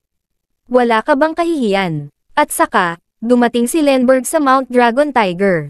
Siya ang ating bisita, at hindi ako papayag na saktan mo siya. Hahaha, tumawa ng malakas si Alba. Ang kanyang ekspresyon ay naging kakilakilabot na para bang sa wakas ay tinanggal na niya ang kanyang maskara. Ginoo, Rockefeller, huwag mong kakalimutan na bisita ka lang din sa Mount Dragon Tiger. Kung hindi kayo naawa ng mga Flying Eagle sa Rockefeller at hinayaan kayong magtago dito, matagal na kayong namatay. Diretso ako sa iyo, si Lenberg ay nakagawa ng isang krimen sa pamamagitan ng panganganak ng isang anak na babae bilang isang banal na dalaga, at itinago pa niya ang katotohanan. Iyan ay isang malaking krimen sa ating sekta, at ang parusa ay kamatayan. Kabanata 2965. Sa mga salita ni Jade, isang grupo ng mga eksperto sa Flying Eagle ang lumitaw mula sa likuran. Nagsitayuan din ang mga girlfriend ni Alex. Ito ang mga pinakamahusay na manlalaban dito. Mukhang problemado si Alba. Hindi kami nandito para kalabanan kayong mga Amerikano. Nandito kami para hulihin ang taksil. Whoosh! Sa sandaling iyon, isang figure ang tumalon sa eksena. Si Maya pala. Sino ang tumawag sa aking ina bilang isang taksil? Sino ang nag-define sa kanya ng ganoon? Sina Maya at Lenberg ay muling nagsasama sa isa pang rurok, ngunit ang malaking kaguluhan ay nakuha pa rin ang kanilang atensyon, lalo na't ang mga miyembro ng Snow Dragon Valley ay nag-practice ng mga kakaibang pamamaraan. Ang paglabas ng Ice Chi ay mahirap na hindi napansin, at ang lamig ay napakalinaw. Alba, talagang hinanap mo ang lugar ng Sectmaster. Nandito rin si Lenberg. Bumaba siya mula sa himpapawid, ang kanyang puting roba ay umaagos sa kanyang paligid na para bang siya ay isang anghel. Pinaplano kong ipasa sa iyo ang posisyon ng Sectmaster, dahil hindi ko kailanman ginustong maging Sectmaster sa simula pa lang. I long for freedom and to be with my daughter. Pero mukhang nagtiwala ako sa maling tao. Alam ko na ang kanyang anak na babae ay ang iyong munting manliligaw. Kaya, handa ka bang pasanin ang pasanin na iyon? Maya-maya lang, may lumapit na babae. Si Jade iyon. Tumayo siya sa tabi ni Alex at dahan-daang nagsalita. Ang kanyang mga kagustuhan ay ang kagustuhan ng Mount Dragon Tiger. Kung gusto mo ng digmaan, pagkatapos ay lumaban tayo. 2 sa 6 na sinaunang sekta ay nalipol na. Hayaan ang Snow Dragon Valley na maging kasaysayan din. Isang matanda ang umungal sa gilid. Lenberg, talagang pinagtaksilan mo ang aming sekta. Nanganak ka ng palihim, kaya dapat kang mamatay. Hindi na nakatiis, humakbang si Alex at sumigaw, ang pagkakaroon ng anak na babae ay nagreresulta sa parusang kamatayan. Then let me ask you, hindi ka ba babae mismo? Hindi ka ba pinanganak ng nanay mo? Don't tell me na inis ka ng mga halimaw. Kung oo yon, pwede akong tumahimik. Ikaw, paano naman ako? Kung hindi ka isinilang ng iyong mga magulang, hindi ka na mabubuhay. Kaya, ayon sa iyong loika, ang iyong mga magulang ay karapat-dapat din ng parusang kamatayan.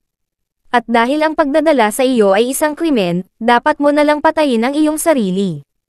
Alba roared, Alex, huwag mong guluhin ang mga patakaran sa likod nito. Ang mga batas ng Snow Dragon Valley ay nag-uutos na bilang isang banal na dalaga, hindi ka pinapayagang makasama ang mga lalaki, lalo na ang panganganak.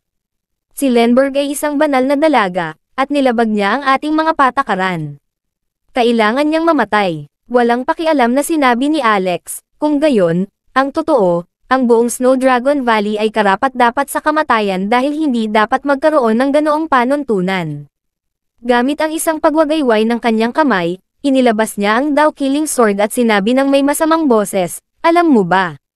Dahil sa walang kwentang panuntunan ng Snow Dragon Valley, nawalan ng ina ang aking asawa mula pa noong bata pa siya, at namatay ang kanyang ama sa isang malagim na kamatayan. Kailangan niyang maranasan ang pagkawala at pagkamatay ng kanyang mga mahal sa buhay sa murang edad. Aayusin ko ang sakit na naranasan niya sa inyong lahat ngayon, kaya Snow Dragon Valley, maghandang mag-disband ngayon. Imposible. Alex, masyado kang mayabang. Galit na galit si Alba. Ipapakita ko sa iyo kung gaano ako ka-arrogant. Umatake si Alex. Ang Dao Killing Sword ay lumikha ng 100 metrong Ice Dragon, na umaatake sa mga miyembro ng Snow Dragon Valley. Ito ay isang pamamaraan mula sa banal na aklat. Ang bawat teknik ng 10-point forbidden spell ay mas malakas kaysa sa isa pa. May kakaiba sa mga pag-atake niya sa Ice Attribute. Mag-ingat kayong lahat, sigaw ng isang taga-sekta. Sa isang iglap, ang 30 eksperto ng Snow Dragon Valley ay sumulong, umuungal at nagpapadala ng mga nagyayelong tipak sa hangin. Biglang pinatigil ni Alex ang Ice Dragon at nagpalabas ng alon ng nagniningas na apoy. Ito ay ang Great Flame Spell ng 10-point forbidden spell. Ano? Hindi ba yelo ang katangian niya? Kailan pa siya natuto ng fire techniques? Ito ay simpleng hindi ka panipaniwala. Ang apoy at yelo ay ganap na magkasalungat. Karaniwan, kung ang isang tao ay sinanay ng isa, hindi nila malalaman ang ibang katangian. Ang mga pag-atake ng yelo ni Alex ay nakamamatay, kaya't nakakagulat na ang kanyang mga pag-atake ng apoy ay parehong malakas. Isang Fire Lotus ang biglang bomb-alot sa kanyang mga kaaway, nahuli sila sa kawalan.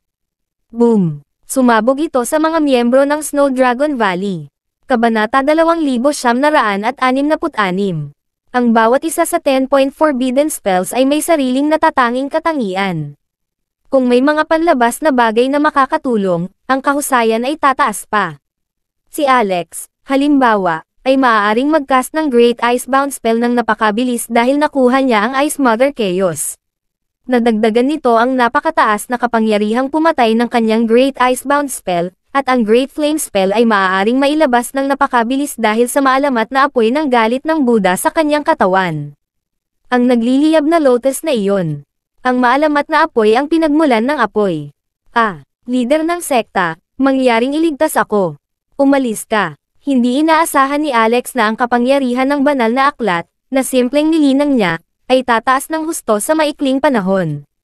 5 tao ang nasunog sa lugar.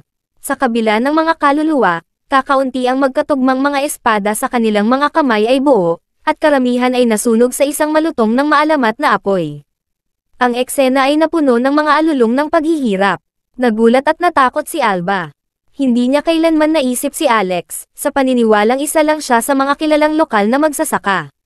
May limitasyon kung gaano siya kalakas, isang pagkakaiba sa langit at lupa sa mga noong sinaunang panahon. Ang porma sayon ay ang kanyang pinakamakapangyarihang aspeto. Gayunpaman, napagtanto niya na siya ay ganap na mali. Ikaw, anong klaseng apoy yan? Paano ito magiging napakalakas? Anong klaseng apoy yan? Ngumisi si Alex. Alba, ito ang apoy na dalubhasa sa pagsunog ng mga rebelde. Ang sabi-sabi ay medyo sikat ka na ngayon, kilala bilang isa sa 4 na sinaunang dilag. Hindi ito ang sarili mong pantasya, tama ba? Tumingin sa paligid ko. Alin ang hindi mas maganda kaysa sa iyo?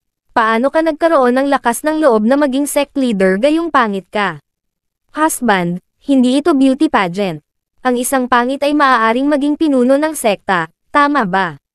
Nakipagtalo si Waltz. Ang Flying Eagles, kasama si Jade, ay tumingin sa mga ekspresyon ni Alex na nagpahayag ng kanyang panloob na pagkagulat. Isang hampas ay napakalakas na ito ay napakalakas.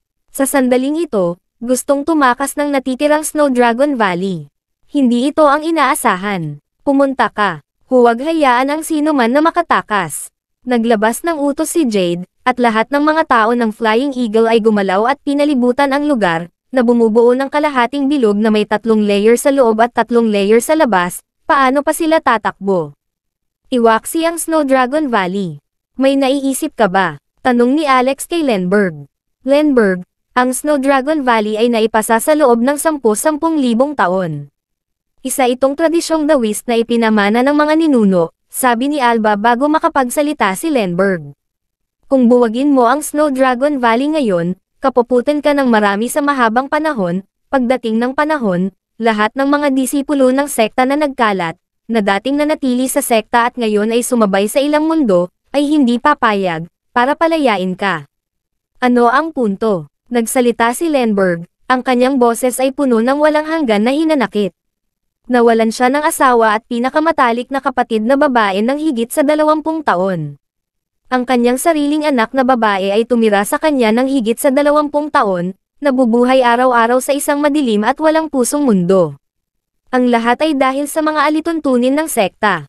Ano ang silbi ng pagpapanatili ng gayong sekta, na makakasama lamang sa mga henerasyon ng mga banal na dalaga? Matagal ko nang inaabangan ang pagkawasak ng Snow Dragon Valley. Bakit ako na-stuck sa tuktok ng nyebeng bundok na iyon sa loob ng maraming taon, kung hindi? Hinamak ito ni Alba. Hindi madaling makuha ang sikreto ni Lenberg, hikayatin ang konseho ng mga elder na alisin siya, pagkatapos ay umakyat sa posisyon ng leader ng sect. Ngunit hindi naisip ni Alba na ito ay magiging isang walang laman sa huli. Sisihin mo si Alex. Tumangala si Alba sa langit at sumigaw, hindi ako papayag. Nais niyang kumuha ng isa pang shot. Ang lamig ng yelong chi ay lumabas sa kanyang katawan, at hawak niya ang isang malaking gintong itlog na bahagyang mas malaki kaysa sa itlog ng ostrich. Ito ay itim na may gintong pattern na nakapalibot dito, kasama ng kakaiba, siksik na parang tadpole na text. Komplikado at malalim, naglabas ito ng panganib. Kabanata 2967. Ano? Pagsabog ng banal na dragon. Nagulat si Lenberg nang makilala niya ang bagay na nasa kamay ni Alba. Nanigas ang buong katawan niya, iniisip na ito ay isang bagay na kakaiba. Sa matigas na tono, sinabi niya, nababaliw ka na ba, Alba? How dare you bring this out? Mga matatanda, nagbigay ba kayo ng pag-aproba para dito? Pinayagan mo siyang gamitin ito laban sa akin. Ang mga matatandang iyon ay namangharin. Ang banal na pagsabog ng dragon, ang pinakahuling lihim na sandata ng Snow Dragon Valley ay maaaring pumatay ng 1,000 mga kaaway habang nawawala ang 800. Dahil isa lang ang nasa buong Snow Dragon Valley, mamamatay ba siya kasama ng Mount Dragon Tiger? Natalo ang hari. Ang mga bagay ay dumating sa ganito. Wala nang masasabi pa, Lenberg. Alex, pinilit mo akong gawin ito. Sabay tayong mamatay. Ngini siya ni Alba. Ibinuhos niya ang buong essence sa itlog na ito. Lahat, umatras. Sigaw ni Lenberg. Mabilis na nagsimulang umatras ang mga tao. Ang video na ito ay edited by Herban TV. Si Alba naman ay may malamig na ngiti sa labi at tila iniisip na walang kabuluhan ang ginagawa nila. May pakinabang ba ito? Nang i-activate ko ang Divine Dragon Explosion, ang lugar na ito ay itinakda na masira sa lupa. Ang itlog ay sumabog, nag-iwan ng isang landas ng gininto ang liwanag sa gilid nito. Nabasag ang itim na kabibi. Isang nakakatakot na aura ang kumalat mula sa loob, at lahat ng naapektuhan ng alon ay nagsimulang manginig mula sa kaibuturan ng kanilang mga puso. Ang kanilang mga puso at isipan ay inalis nito, at ang kanilang mga kaluluwa ay hindi mapigilan ang panginginig. Pumunta ka sa impyerno. Pinakawalan ni Alba ang banal na pagsabog ng dragon. Hindi sinasadya, isang kakaiba, napaka-advanced na anting-anting din ang pinakawalan. Ang napakaitim na portal na walang katapusan ay lumitaw sa kanyang harapan. Pamilyar si Alex sa diskarteng ito. Ito ang pasukan sa isang partikular na dimensional na espasyo. Halimbawa, mayroong dalawang lihim na pasukan ng kaharian sa kanyang katawan, isa mula sa templo ng Kala at isa pa sa mundong itinayo ni Emperor Genbo. Ang isang ito ay medyo naiiba, kinakailangan na maabot ni Alex ang immortalization upang mabuksan. Bago pumasok sa loob, ngumiti si Alba kay Lenberg at sinabing, dahil magkapatid tayo, hahayaan kitang mamatay kasama ang iyong anak na babae. Sapat na ang awa ko para sa iyo. Hindi na kailangan magpasalamat. Ang mga residente ng Snow Dragon Valley na kasama niya ay sumigaw, isama mo kami. Huwag mong gawin, Sect Leader Alba. Walang pakialam si Alba sa mga taong iyon at dumiretso sa portal na bumukas. Gayunpaman, natuklasan niya na hindi siya pumasok sa partikular na lihim na kaharian ngunit nanatili sa kanyang orihinal na lokasyon. Ang teleportation portal ay tila isa pang pinto, at siya ay pumasok mula sa pinto sa kanyang kanan at lumabas sa pinto sa kanyang kaliwa. Ano ba talaga ang nangyayari? Paano ito mangyayari? Sa ganoong maikling pagitan, lahat ng miyembro ng Snow Dragon Valley Sect ay sumugod sa Alba. Nagsimulang sumabog ang mga taong ito mula nang iiwan na sila ni Alba bilang kumpe ng kanyan. Gayunpaman, sa lalong madaling panahon natanto nila na may problema. Bakit hindi pumutok ang Divine Dragon Explosion? Nag-expire ba ito pagkatapos ng kalahating minuto? Hindi ba parang kakaiba? Dahan-daang ipinahinga ni Alex ang pagsabog ng banal na dragon sa kanyang kamay, na ikinabahala ng marami. Kung ito ay sumabog ngayon, si Alex ay kukuha ng bigat at mamamatay kaagad. Gayunpaman, nakarelax ang ekspresyon niya at walang pakialam na para bang isa lang itong normal na itlog. Kabanata 2968. Si Alba ay nasa gitna ng portal, paulit-ulit na naghahabi sa kanyang paraan. Sa kabila ng kanyang pinakamahusay na pagsisikap, ito ay ganap na hindi epektibo. I-save ang iyong enerhiya. Ito ay walang silbi. Ang portal na binuksan mo ay hindi maaaring humantong sa kung saan ka pupunta dahil ang espasyo na iyong kinaroroonan ay selyado, natatawang sabi ni Alex. Ano? Imposible, wala akong napansin na pagbabago sa espasyo. Higit pa rito, bukas ang mga pintuan ng daanan, ibig sabihin ay bukas pa rin ang espasyo. Paano ito natatatakan? Walang ideya si Alba na nakatagpo niya ang Great Seal Spell ng 10-point Forbidden Spell. Sa katunayan, hindi lang si Alba, kundi ang mga disipolo ng Snow Dragon Valley na dinala niya ay nakapaloob sa selyo. Kung anuman ang pagsabog ng banal na dragon, ito ay isang mainit na patatas. Nangangamba si Alex, sa kabila ng ngiti sa labi. Ang malapit sa banal na pagsabog ng dragon ay kinakailangan upang tunay na pahalagahan kung gaano kakilakilabot ang bagay na ito. Ito ay isang banal na dragon na iniwan ang kanyang kakanyahan sa kanyang kalakasan. Ang tagapagtanggol ni Alex, si Shelly, ay nagsalita sa palasyo ng isip. Medyo milagro rin ito, paano may tatatak ng isang banal na dragon, sa kanyang kalakasan, ang lahat ng asensya ng buhay nito sa loob ng naturang itlog. Ito ba ay para lamang matupad ang kagustuhan ng iba at isakripisyo ang sarili? Sister Shelly, naniniwala ako na talagang nakakatakot ito. Kung sumabog dito, may posibilidad na sumabog ang Mount Dragon Tiger kasama nito, Alex added. The way Alex shout out to Sister Shelly, napatawa siya. Gayunpaman, sa puntong ito, walang iba kundi ang paghamak. Ang isang maliit na hangganan ng lupain na kasing laki ng Mount Dragon Tiger ay hindi sapat upang maging sanhi ito ng pagsabog. Sa katunayan, kung talagang sumabog ang itlog na ito, kalimutan ang Mount Dragon Tiger, ang buong planeta ay makakaranas ng pagyanig. Alam mo ba kung ano iyon? Katumbas ito ng banal na dragon, isang buhay na paglilinang. Sa gayong kapangyarihan, ang isang mas maliit na planeta ay maaaring sumabog sa isang sandali ng pagsira sa sarili. Nakakatakot iyan. Maraming bagay ang maaaring matakot sa iyo sa mundong ito. Kasalukuyang tinatatak ni Alex ang itlog gamit ang Great Seal spell ng 10-point Forbidden Spell, ngunit ito ang unang pagkakataon niya at hindi pa rin siya pamilyar, kaya kinakabahan siya. Iwan mo sa akin. Itatatakan ko ito ng tubig mula sa River Styx. Sa kritikal na sandali, ito ay gumagawa ng isang mahusay na pamatay na sandata na maaaring magpabagal-bagal, bulong ni Shelly, pagkatapos ay sinabi, paano magkakaroon ng ganoong bagay ang isang mababang antas na sekta tulad ng Snow Dragon Valley noong sinaunang panahon? Alex, kung may pagkakataon ka, dapat kang pumunta sa pangunahing kampo ng Snow Dragon Valley at tingnan. Baka makakita ka ng hindi inaasahang ani. Buzz, lumitaw ang Folly Bridge ng Persephone. Si Shelly ay hindi rin lumitaw dito, ngunit sa halip, iniabot ang isang maliit na kamay at sinenyasan ang pagsabog ng banal na dragon. Ang pag-aalala sa seguridad ay nalutas na. Ano ang nangyari sa pagsabog ng banal na dragon? Hindi makapaniwalang tinitigan ni Alba si Alex, namumungay ang mga mata. Paano nangyari ang napakaraming hindi kapani-paniwalang bagay sa katawan ng lalaking ito? Ang Divine Dragon Explosion ay hindi na dapat mabawi sa activated state nito. Masyadong kakaiba ang lalaking ito. Nay, ikaw ang pinuno ng Snow Dragon Valley. Ang pagkawasak nito ay ganap na nakasalalay sa iyo, tulad ng kung ano ang gagawin sa mga taong ito. Pinindot ni Alex ang Great Seal spell ng 10-point Forbidden Spell, at lalong lumiit ang lugar. Marami ring eksperto sa Flying Eagles sa gilid. Ang mga tao sa Snow Dragon Valley ay lahat ay nahuli at ang kanilang paglilinang ay selyado. ***** Sa hapon, Kabanata 2969. Pumunta si Alex para gamutin ang sakit ni Ins. Ang buhay ni Ins ay wala ng pag-aalala sa puntong ito, at ang kanyang banal na espiritual na ugat ay bahagyang naibalik, isang espiritual na ugat na binuhay ni Alex gamit ang kanyang sariling vital energy pill. Ang mga unang resulta ay lubhang nakapagpapatibay. Napangiti si Alex habang hinihimas ang makinis nitong tiyan.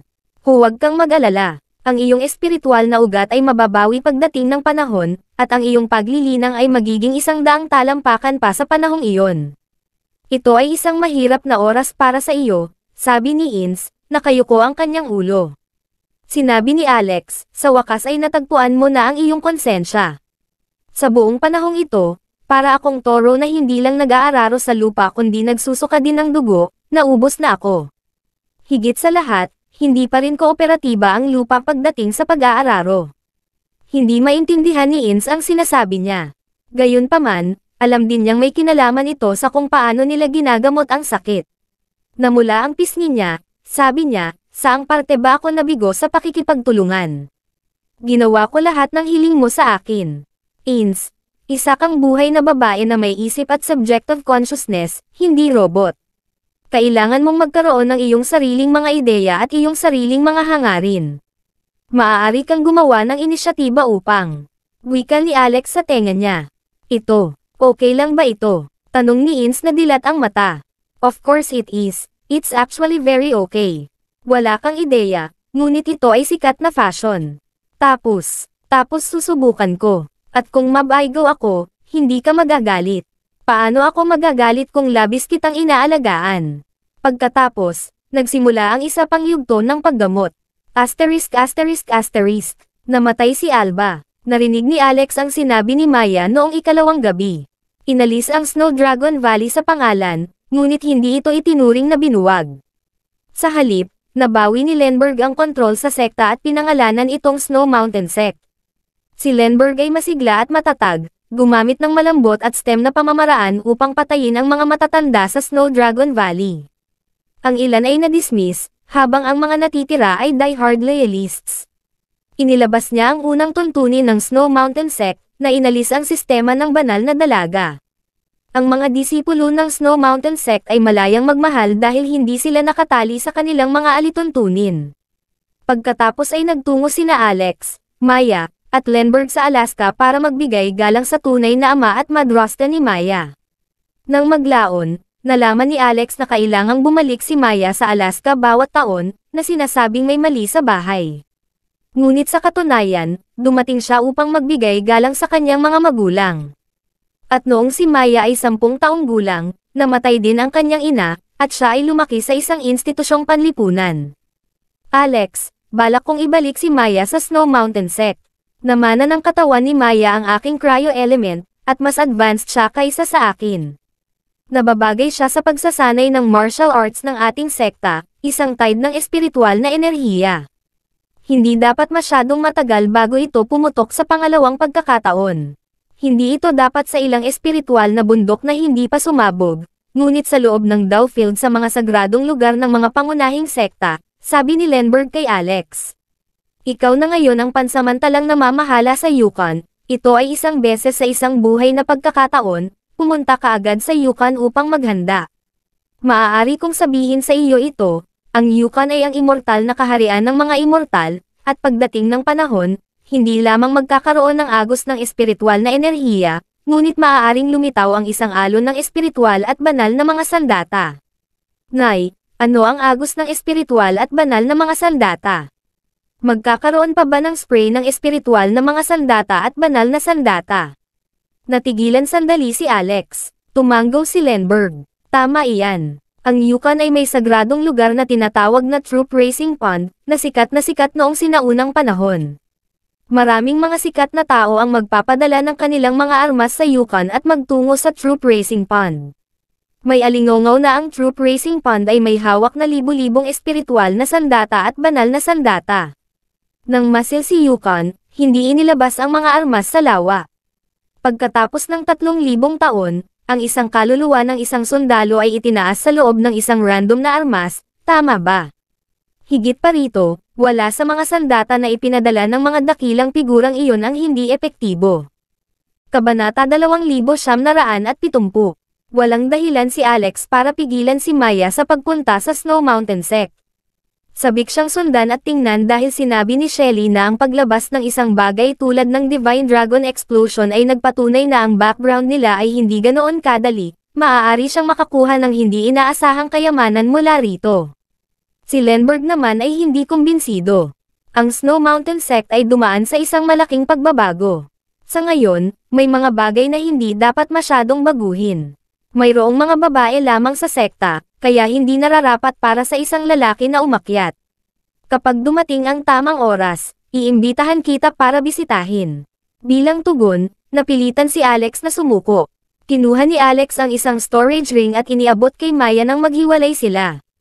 Sa loob nito ay kakaunti ang mga table tas at mga mapagkukunan ng paglilinang na malamang na hindi matagpuan sa merkado. Mapusok na hinalikan ni Alex si Maya sa harap ng biyenan niyang si Lenberg at tumingin sa ibang lugar. Pagkatapos ay tahimik niyang inabot kay Maya ang ilang maingat na inihanda na mga manikang papel. Ito ay mga soul-infused puppet na maaaring isuot kung sakaling magkaroon ng emergency. Ang tunay na motibasyon ni Alex para dito ay makita kung ano talaga ang nilalaman ng Snow Mountain Sect. Bago pa man may hatid ang distansya, nagsimula ng magmuni-muni ang kanilang mga puso. Little brother, be sure to miss me, nag-aalangan na sabi ni Maya, hinawakan ang mukha ng kanyang kasintahan.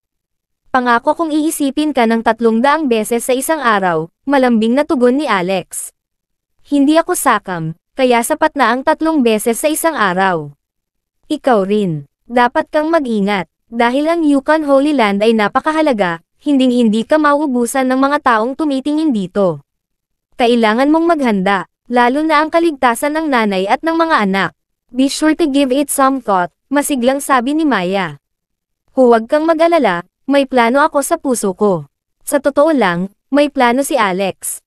Bumalik siya sa Mount Dragon Tiger at nagsimulang lumipat pagkatapos paalisan ang mag-ina ni Maya. Sandali lang, Alex, nakasuot ng puti, ang walang kapintasang bodied na doktor na diwata ay mapaglarong nakatayo sa likod ni Alex. Mula nang ihayag niya ang kanilang relasyon sa madla ng Flying Eagles, bihira na siyang magpakita ng kanyang mukha at palaging naiirita. Nandito ang fairy doctor para hikayatin si Maya at ibahagi ang kanyang pananaw. Nadama niya na ang sitwasyon sa Yukon ay mas komplikado at mapanganib kaysa sa Mount Dragon Tiger. Dadalhin ni Alex ang kanyang pamilya hanggang doon. Ito ay isang mas mapanganib na pag-asa, at kung hindi siya maingat, maaari itong magamit bilang isang banta laban sa kanya. Sa lahat ng bagay, mas ligtas na manatili sa Mount Dragon Tiger. Guro, napamulat ng mata ang fairy doctor nang ibukan ni Alex ang kanyang bibig. Tinatawag mo akong guro ngayon, ngunit paano kung dati?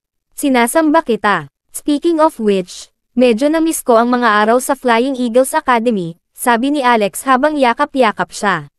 Sinabi ng fairy doctor, hindi ka man lang nagtagal sa akademya. Graduate ka after a month. Oo, 1 buwan lang iyon, at kalahati nito ay ginugol mo sa iyong kama, paliwanag ni Alex. Ba, nahuhulog ako sa hukay mo. Ang daming babae dyan, I can't get my turn. Bumilis ang tibok ng puso ni Alex habang pinagmamasdan ang magandang babae sa kanyang harapan, alam niyang naghihingalo na siya sa pag-ibig. Isa pa, halos 2 taon na rin ang lumipas mula noong huli silang nagmahalan. Ang fairy doctor ay hindi kailanman naghanap ng ibang lalaki at matiyagang naghintay para sa kanya. Sa katunayan, nagtataglay siya ng malalim na pagmamahal kay Alex. Ako ay humihingi ng paumanhin. Ako ang may kasalanan. Hindi ka ba nag-aalala sa nanay ko at sa kaligtasan nila, Don? Dadalhin kita kung saan. Swish. Kinaway-kaway ni Alex ang kanyang kamay, inihayag ang isang portal. Temple ng Kala, tanong ng fairy doctor. Siya rin ay bumisita sa Kala Temple at pamilyar dito. Hinayla siya ni Alex, at doon, sa harapan niya, nakatayo ang napakalaking gate ng Kala Temple. Tama iyan. Pagdating ng panahon, ilalagay ko silang lahat dito, sa Kala Temple. Ito ay ganap na ligtas, sabi niya.